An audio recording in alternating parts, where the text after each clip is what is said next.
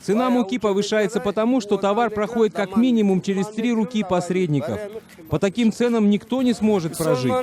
Сегодня я могу что-то купить, завтра нет. Мне 75 лет. Обещали повысить пенсии, но не сделали. Я купила сахар. Сейчас цена сахара 6,5 или даже 7 самани. А неделю назад сахар стоил 5,5 самани.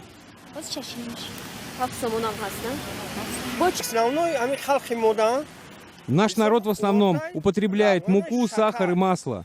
Если цена на эти товары дешевая, никаких проблем не будет. Но если они так дорожают, мы все, конечно, недовольны. К примеру, мы покупаем иранское мясо за доллары. Им наши самани не нужны. Раньше мы покупали у них мясо за 24 самани и продавали за 26-27 самани. Теперь оно стоит 31 самани, и мы уже не покупаем у них мясо.